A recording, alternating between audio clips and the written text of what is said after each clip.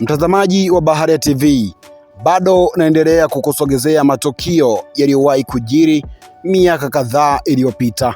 Leo nakuletea kumbukumbu ya tukio la aliyekuwa mbunge wa Tarime vijijini John Heche. Siku moja akiwa bungeni, Heche aliibua mjadala mzito alipomtaka Philip Mpango kuonyesha uzalendo kwa vitendo sawa na kauli anazozitoa hadharani. Katika hoja yake, Heche alimwambia Mheshimiwa Mpango kwamba anawahimiza wananchi wawe wazalendo kwa taifa, lakini wakati huo huo anatumia gari za serikali, mafuta ya serikali na hata walinzi wanalipwa na serikali. Heche alisisitiza kuwa kama kweli anaamini katika uzalendo anaouhubiri, basi ni vyema akaanza kwa vitendo kwa kurejesha au kuacha kutumia baadhi ya rasilimali za umma na kuonyesha mfano wa kujitegemea. Mtazamaji wa Baharia TV, maoni yako ni muhimu sana hapa. Twende tukamsikie kilichojiri huko bungeni. Jina langu mimi ni Friday Mwangomare na hii ni Baharia TV. Mheshimiwa Heche, karibu. Mheshimiwa Mwenyekiti, ninakushukuru kwa kunipa nafasi na mimi niweze kuchangia hapa. Mheshimiwa Mwenyekiti, mwaka 1966 Chinua Achebe aliandika kitabu cha A Man of the People, na kwenye kile kitabu kuna karakta mmoja anaitwa Chief Nanga. Na mwenyekiti, Chief Nanga alikuwa mwalimu na baadaye akawa waziri, na nikiangalia ile picha ambayo Chinua alikuwa anajaribu kuiportray kwenye uandishi wake, na nikiangalia Tanzania leo, namuona Chinua Achebe alikuwa anaandika kuhusu Tanzania. Mheshimiwa Mwenyekiti, Waziri Mpango ameleta vitabu hapa vingi sana. Anazungumza kuhusu mipango ya taifa ya maendeleo ambayo kila mwaka tunaijadili hapa. Kwenye mipango yake, Waziri Mpango, mwalimu,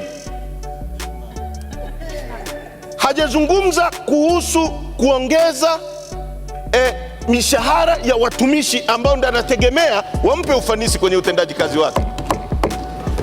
Hajazungumza kuhusu ajira mpya.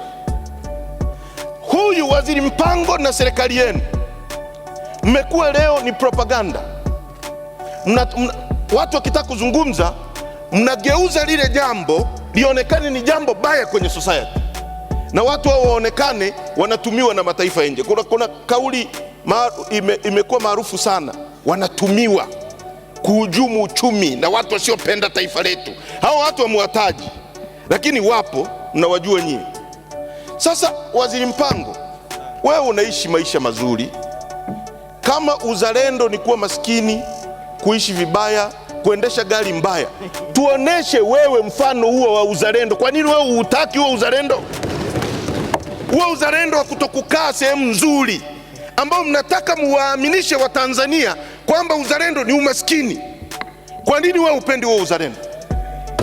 Kwa nini unaendesha VAT ya serikali, mafuta ya serikali, una wasaidizi, nyumba nzuri, wote humu bungeni, wote nyie hampendi uzalendo nyie? Mnataka uzalendo huo kwa watumishi wa umma tu. Watoto wa watu wamemaliza shule. Mwaka 2015 serikali yenu hii inayokusanya mapato kuliko serikali zote zilizopita haijaajiri 2015, hamjaajiri 2016, hamjaajiri 2017, hamjaajiri 2018, na mnakusanya kuliko wote. Sasa tuje kwenye takwimu zenu. Serikali tukufu mnaokusanya kuliko wote. Mwaka 2016-17. Taarifa mwenyekiti. Mheshimiwa naibu waziri. Mheshimiwa Mwenyekiti, mawaziri wana nafasi ya kutujibu. Mheshimiwa Mwenyekiti, mawaziri watawainda. Tafadhali unamaliza. Mheshimiwa Heche, maneno mengine unayozungumza yanatakiwa uthibitisho. Sasa unazungumza tu serikali miaka 4 haijaajiri, hayo maneno ya sahihi? Taarifa. Mheshimiwa Heche, endelea. Taarifa mwenyekiti. Nakushukuru mwenyekiti. Mwenyekiti, Mwaka 2016 2017, mwenyekiti, serikali hii inayokusanya kuliko zote ilitenga bajeti ya maendeleo trilioni 11.8. Trilioni 11.8 kwa mujibu wa kitabu hiki hapa cha kamati. Pesa za maendeleo zilizokwenda ni trilioni 6.4, ambayo ni asilimia 55. Maana yake ni nini, mheshimiwa mwenyekiti? Maana yake ni kwamba asilimia 45 ya miradi yote ya maendeleo iliyopangwa haikufanyika kwenye mwaka huu. Asilimia 45 ya miradi ya maendeleo.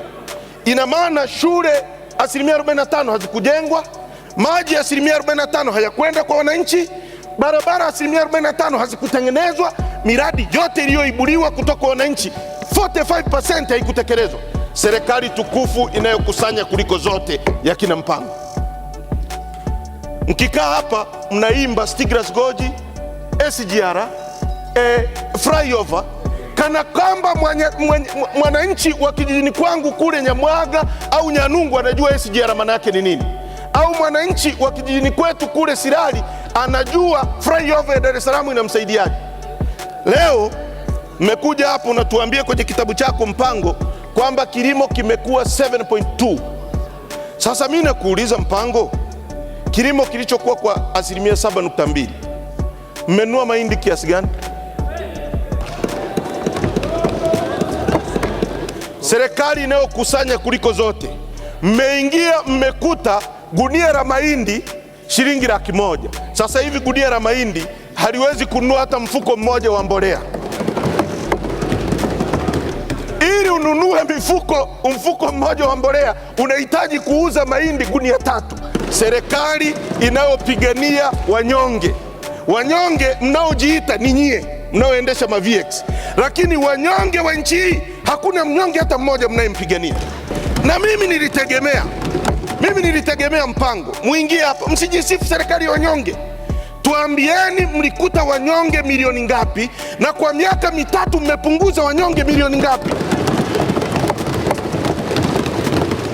Mnataka kuindoctrinate watu mambo ya ajabu. Mnataka kuaminisha watu eti umaskini ni sifa, wakati nyewe wenyewe mnaogelea kwenye maisha mazuri. Mnakuja hapa mwaka uliofuata mmetenga bajeti ya maendeleo trilioni 12, na bila aibu kila mwaka mnaongeza digiti na namba hazidanganyi. Mwaka huu mmetenga trilioni 12, mkatoa ile trilioni 6, asilimia 57. Sasa mimi najiuliza, hizo pesa Mpango mnazotuambia mmekusanya kuliko wote, mnalalia au ziko wapi?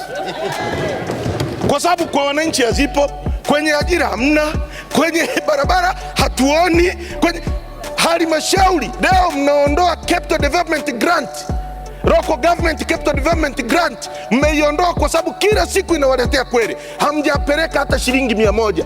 Tarime mwaka 2016 mkupeleka, 17 mkupeleka, 18 mkupeleka. Pesa zote tunazofanyia maendeleo, tumejenga vituo, tumejenga barabara, oni sosi ya wananchi wa Tarime, hakuna shilingi 100 mlioleta Mpango. Pesa hizo ziko wapi? Ziko wapi hizo pesa ambazo mnakusanya? Haya, mmekuja hapa wewe Mpango unayesema unakusanya sana, na mkasema mnaweza kununua, kama mnanunua ndege mtanunua korosho. Taarifa. Na wakulima jana, taarifa, wanunuzi wa korosho jana, mwenyekiti, wametoa statement kwamba hawatanunua tena korosho. Na mimi namtaka Waziri Mpango anajumuisha hapa atuambie wananunua korosho za wakulima zote ambazo ziko kwenye magara, kwa sababu hili jambo mliambiwa hapa. Wananchi walipanga kufikia mwezi wa 9 huu, mwezi wa 10, mwezi wa 11, wao wameuza korosho zao wapeleke watoto wao shule, wao wameuza korosho zao wanunue warau bodaboda, wengine walipe kodi za nyumba, wengine wafanye nini. Tunataka Waziri Mpango unapokuja hapa, jibu la kwanza utuambie, kwa sababu mlisema mtanunua korosho, utuambie mnaanza kununua lini korosho, na kwa bei ya 3,000 kwenda juu, hakuna kushuka hata shilingi 100. Na nyie msifikiri wa Tanzania hawaoni. Haki za binadamu zina tolerate. Watu wameuawa, waziri pale anasimama anasema aseme polisi aliyeua mtu. Mimi mdogo wangu ameuawa kituo cha polisi, alafu mnasimama hapa mnasema eti polisi hawaui watu. Zito juzi ametoa taarifa, polisi wameua watu wengi. Hamjaita kuhoji, mmeita kumtishia, na yuko hapa. Na Zito, mimi nataka uendelee kusema humu, Watanzania wajue hatusemi uongo. Mnatishia watu, mnahanti watu wanaowashauri mnawawinda. Wengine tunaishi kwa kuhamahama kwa sababu. Asante kwa kuifuatilia Baharia TV. Usisahau kulike, kusubscribe, kucomment na kushare.